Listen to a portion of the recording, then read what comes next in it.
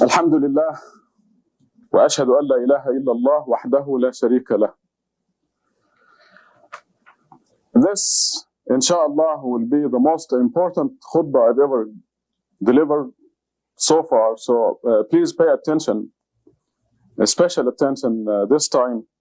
I will try to repeat the important points. And I want you to bear in mind that I'm talking to you. You. Don't say he's talking to somebody else. Recently, I have come to a very important conclusion about believing in God. And this started in the Muslim Perspective issue of February 1987 with the title, Satan Believes in God. It dawned on me that throughout the Quran, we are taught that the majority of believers in God are going to hell.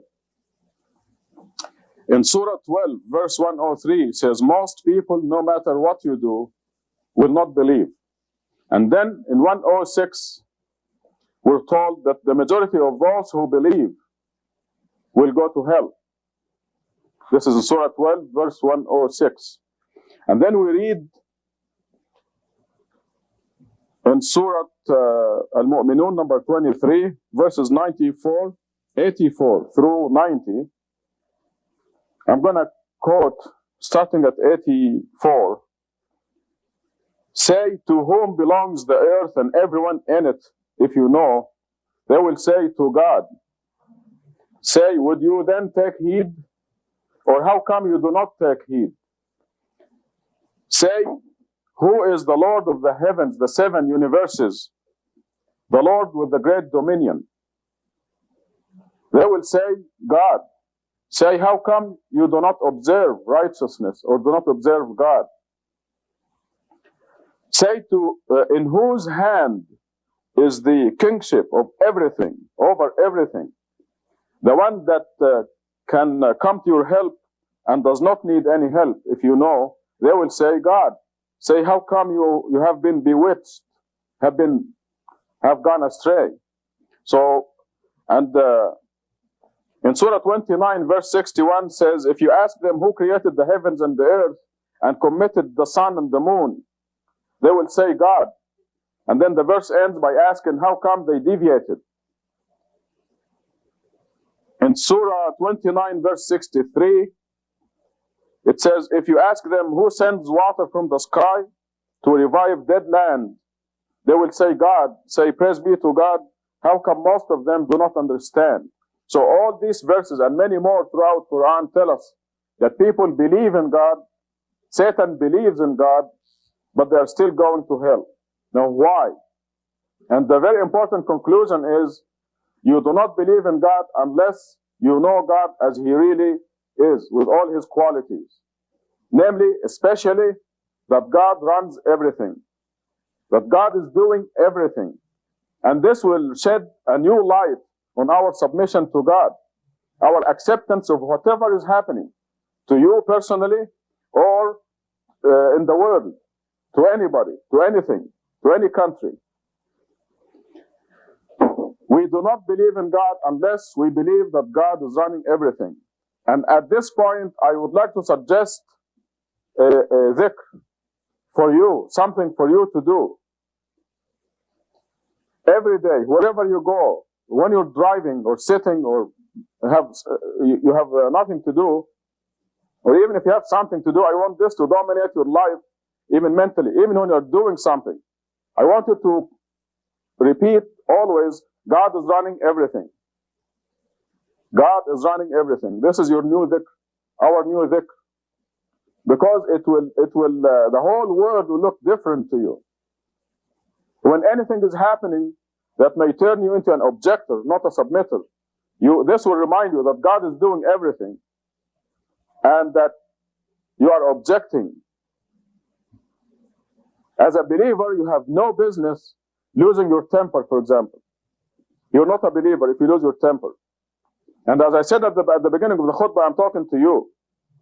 Don't say he's talking to somebody else. I'm talking to you. Yes, you, Abdullah, Gatut, Muhtasham, Ahmad, other Ahmad, Frank, and so on. I am talking to you, every one of you. you have no business losing your temper, because this indicates you're objecting to something God is doing. We must know that God is doing everything. Even the things that Satan is doing, they are following God's law. A good example in the Quran is before the creation of Adam, God is telling the angels, I'm putting on earth a representative. Which in a nutshell says that God, of course, knew that Adam was going to be duped by Satan and will go down to earth. Because when Satan tricked Adam, God said, go down to earth, all of you. But this, before the creation of Adam, God is telling the angels, I'm going to place on the planet Earth a representative, the human being. So even though Satan tempted Adam and Eve, God is doing everything, because everything is going in accordance with God's will. This is our new dhikr. When you're driving, when you're sitting, when you're doing anything, eventually it's going to happen mentally. Every cell in your body is going to say, God is running everything. And this is the true believer. This is the believer in God who will not go to hell. The majority of believers in God are going to hell because they do not believe that God is running everything. In Surah 8, verse 17, a classic example. It is not you who killed them. That was after the battle, one of the battles in early Islam. It is not you who killed them. It is God who killed them. It is not you who threw when you threw the arrow or the gun or whatever. It was God who threw. And this is a very important conclusion, and this is why I think this is the most important khutbah I've ever given to you.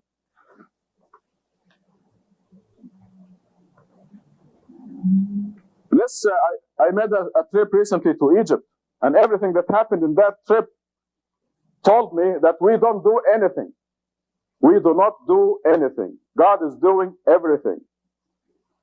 The timing of my arrival, the timing of my leaving. I mean, I get on the telephone and say, TWA, I'm changing my reservation from Tuesday to Thursday. I decided to change I didn't decide anything. I didn't change anything. Believe me, God is doing it. God is doing everything. In Surah number 12, again, the brothers of Joseph decided not to kill him, right? They decided not to kill him. They decided to throw him in the well. But before this happens, way before this, years before they make this so-called decision of theirs, Joseph sees the dream. The sun, the moon, and 11 stars bowing before him. Which is his father, his mother, and his 11 brothers bowing before him. Something that was to happen after he's practically ruling Egypt as a man. So when the brothers met to kill him, the decision was already made. They could not decide to kill him. It was impossible. But here they are meeting, and they're taking votes. Shall we kill him? What shall we do with him? And then they decided, they think, not to kill him. God is running everything. And this is our new dhikr. Just keep telling yourself, God is running everything. Especially when you're at the brink of objecting to something or losing your temper. When you lose your temper, tell yourself, you must separate yourself from you as of now. When you lose your temper against a friend or a spouse or a brother or a sister or anybody in the street, you tell yourself, you're not a Muslim. You're objecting. Because God is running everything. Believe me, when your friend or your wife or your husband behaves in a certain way that gets in your nerves, God is doing it. And it's because you deserve it. So you have to get on yourself and correct yourself. And catch yourself objecting, not submitting to God. God runs everything.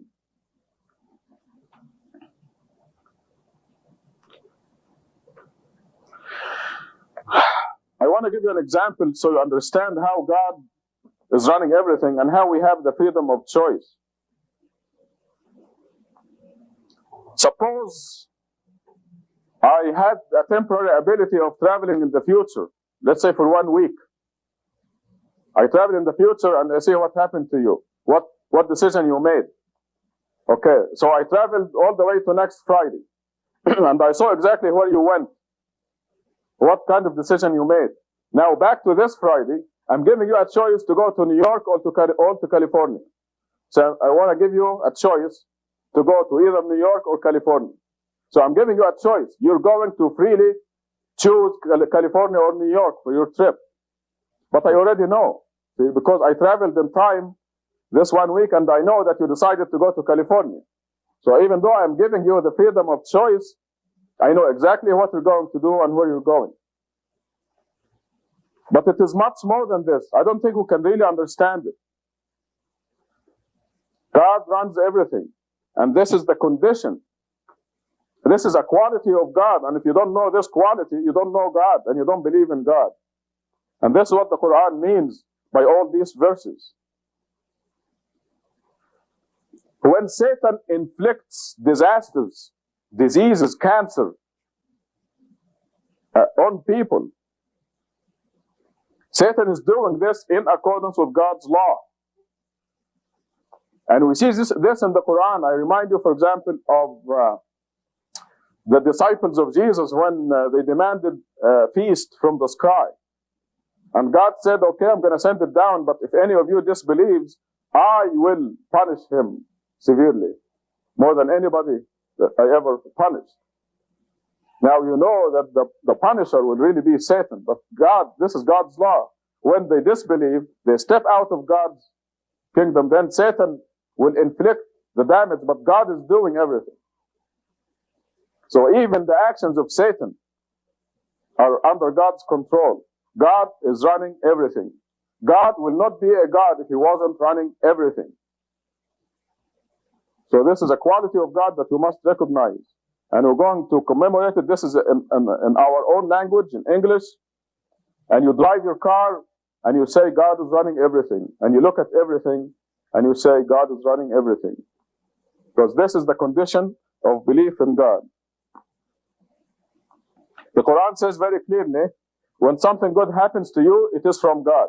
When something bad happens to you, it is from you. But God is running everything. God created the fire. You can use it to cook a steak, from a raw steak to a delicious cooked steak, unless you like it raw. But you can also put your finger in that fire and burn your finger. So God created the fire to be in your service, but if you choose to put your finger in it and suffer, then this is from you, not from God. But it is God's law that made the fire as burning. If you put your finger in it, it burns. It's God's law. It's one of the physical laws. There are many invisible laws. Like if you disobey God, if you go drink, for example, it's exactly like putting your finger in the fire, but the punishment is not as visible. You can be sure you'll pay. It's just like that, like the fire and putting your finger in it. Alcohol and drinking it. Drugs and taking them.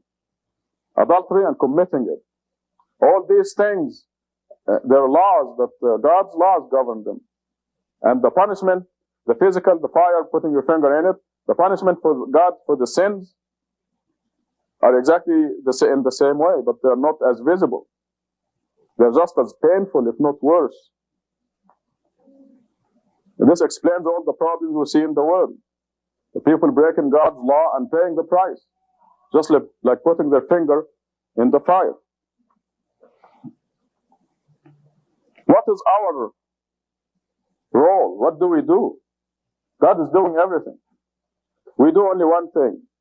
One decision. To be with God or not. After that, God takes over. But we are absolutely free in that decision. To submit is already done. And the choice, our choice is to willingly submit or unwillingly submit. And those people who don't believe in God out there, they are submitting to God except unwillingly. I mean, they can't control the number of beats of their heart, for example. I mean, that's one of the visible things. But God runs everything. When Reagan decides to agree with the Russians on limiting nuclear weapons He's not deciding anything. He's just like Joseph's brothers. He thinks he's deciding to meet with the Russians, or vice versa. But God runs everything.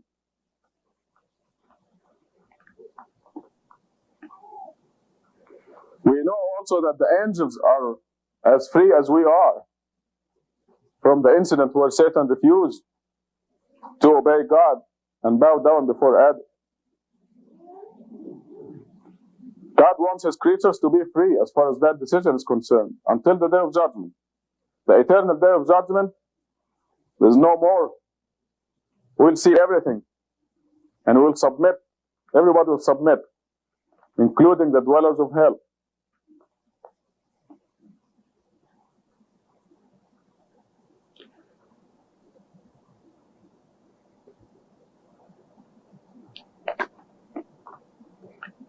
It turns out that if we believe that anybody is doing anything, this is shirk.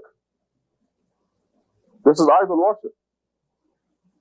You're putting somebody who's doing something with God next to God. It negates the idea that God runs everything. So if you think anybody is doing anything, I mean, this is, by definition, is shirk. Idolatry. This is why we're going to remind ourselves, against Satan's ideas. We're going to always say, God runs everything. You're going to do it for a while and then you'll forget, like I forget. So I'm going to keep after me and after you, and I'm going to repeat that. I'm going to remind you and you remind me, and we will always continuously, until every cell in our body is declaring God is running everything. Because this, like I said, sheds a whole new light on submission, the idea of submission. And this sign out there on the wall, happiness is submission to God, is a profound sign. There's a lot more to it than meets the eye. You're going to be perfectly happy. And this dhikr, where God runs everything, is going to help you into total submission. Because anytime you start to complain or object, you're going to remind yourself, God runs everything. I'm complaining against God. I'm complaining from God is doing this, so I'm complaining. I don't like it.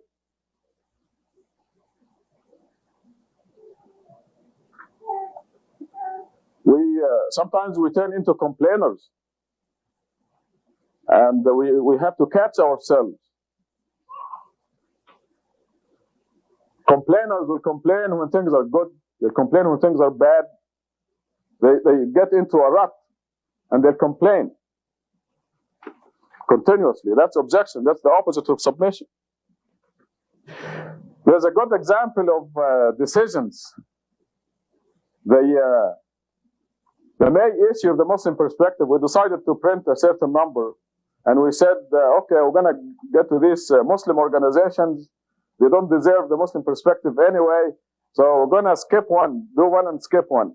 So we'll send only Muslim perspectives to half of them. And okay, we made a decision, right? We make decisions, but God makes the decision, and God's decision prevails. So the next day, the press, they call me and they say, guess what? We made a mistake. So what? Should we change the page? They printed one page on the wrong side. So they have to do it over for nothing. So we ended up with a large number of Muslim perspectives anyway, and we had to send the perspective to everybody. But this is an example of deciding, right? We decided to eliminate these names, but God decided, no, you're going to send it to every single one of them. God runs everything.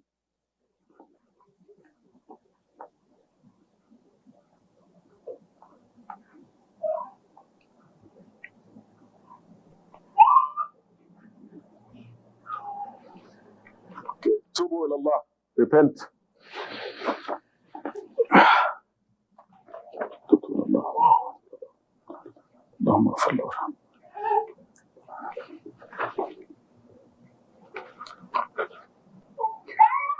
Alhamdulillah. Wa ashhadu an la ilaha illa Allah wahdahu la sharika lah. I believe this dhikr is very important, very significant, and I believe it's going to help all of us. So I'm going to repeat again, impress on you But wherever you have a chance, continuously, God is running everything. God is running everything. God is running everything. Silently and loudly, every chance you get. And eventually, like I said, every cell in your body will be pronouncing this important decision. This is the requirement to make it to heaven.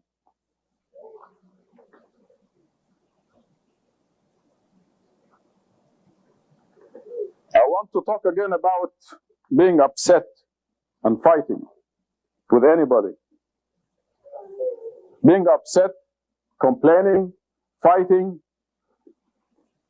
For your own good, you shouldn't do that. We should not do that for our own good, because it backfires manifold. When you say a hurting word or a hurting look, the Quran goes all the way to suspicion. Inside of your head, if you're suspicious of some, you look at me and I have a stomach ache or something, and I'm making a face, and you say, this guy is not friendly to me, you've committed a sin. And it's going to backfire on you. You're the one who's going to suffer. You must seek excuses for the people. If I pass by you and I'm making a face, it is not because I hate you. Probably I do. Maybe I do. But what you are supposed to do is, he must have a headache or a stomach ache or something is bothering him. And you love me instead of hate me for your own good. But if I am making a face, if I'm passing by you and I'm making a face, and you assume that I do it because I don't like you, and it is true, even that little suspicion in your head will hurt you, will backfire on you. So let alone being loud, calling names. These backfire on you for your own protection, for your own peace of mind and happiness. Don't do it. And the reason is that the mechanism of it is that it is objection. It is complaining against what God is doing. God is running everything. And if your husband or wife or your friend is behaving in a certain way, it's because of something you have done. You have to join your wife or your husband or your friend and call you names or whatever the other person is doing. You ally yourself with your enemy against yourself because it's something you have done. So God is punishing me for something I have done. I have stepped out of God's laws. And always remind yourself, God is running everything. And don't say, I'm talking to somebody else. I'm talking to you, every one of you. And me. I have to remind myself. I think I'm the oldest person in this place. Anybody older than me? Gosh.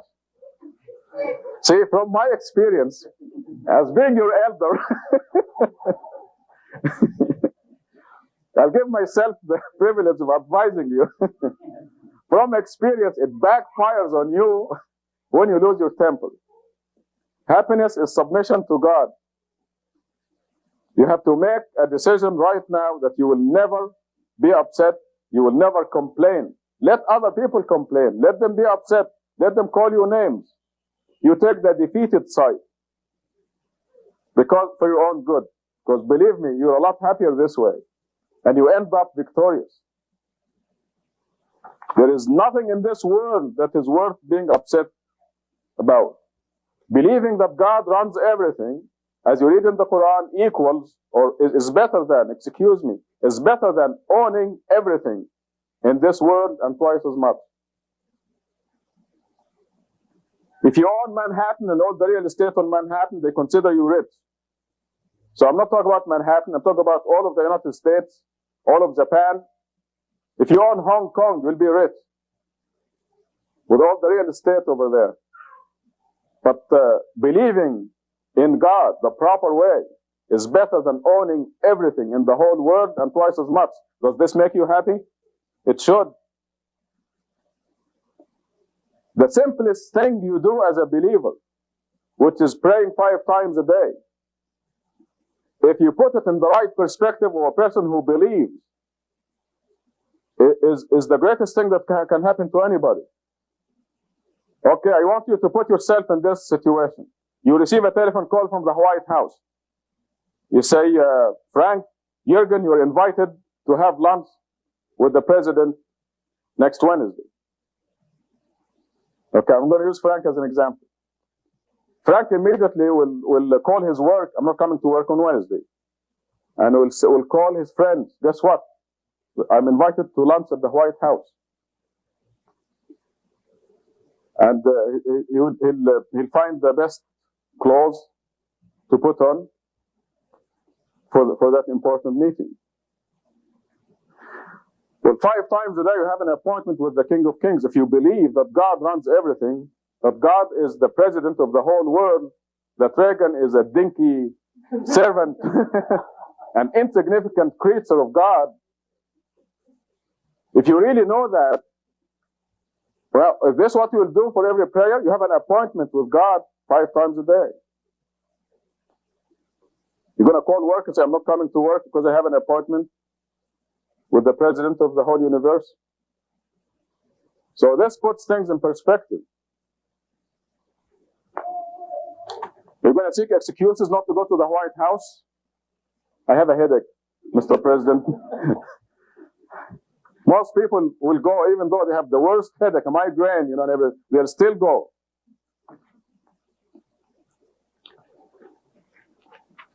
Okay, I finished the main topic, and there are 2 points that I would like to mention before I close.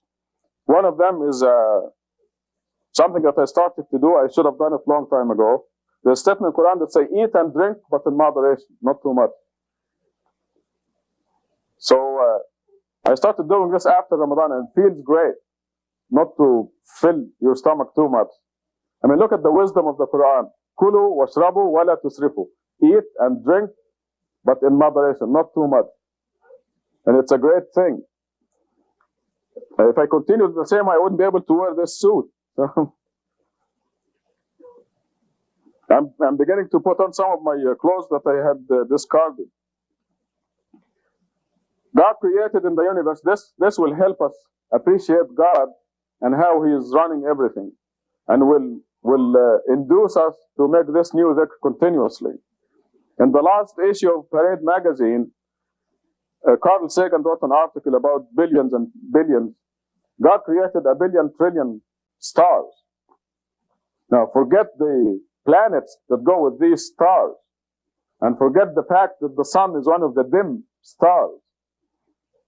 A bright star is defined as a star that is 1 million times, at least 1 million times as bright as our sun. So God created 1 billion trillion stars. And here there's a table from Parade that says how long it would take to count to this number. The billion trillion, or 1 billion trillion will have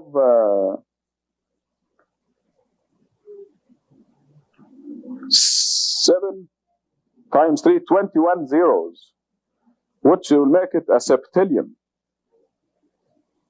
1 billion trillion is a septillion. Okay, so but here they went as far as a quintillion. Okay, let's just go to the small number. Okay, quintillion. Yeah. Quintillion is 1, 2, 3, 4, 5, 6. 6 times 3, only 18, not 21.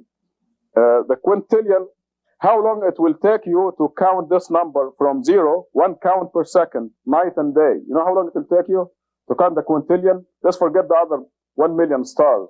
And let's forget the planets and the heavenly bodies and all this. It will take you, listen to this, you're going to say 1, 2, 3, 4, just counting, okay? Not creating, counting. It's going to take you 32 billion years, which is more than the age of the universe. Okay? I mean, the universe is not 32 billion years, but if you just count, you look at the stars and count one by one, it's going to take you 32 billion. This is mathematics, because you divide the quintillion by the seconds and the minutes and the days and so on. It will take you 32 billion years to just count them. And God created them. Okay, so you can appreciate the greatness of God. أقم الصلاة. Allahu Akbar, Allahu Akbar, Allahu Akbar, Allahu Akbar. لا إله إلا الله. الله أكبر. بسم الله الرحمن الرحيم. الحمد لله رب العالمين الرحمن الرحيم مالك يوم الدين إياك نعبد وإياك نستعين اهدنا الصراط المستقيم صراط الذين أنعمت عليهم غير المغضوب عليهم ولا الضالين. الله أكبر.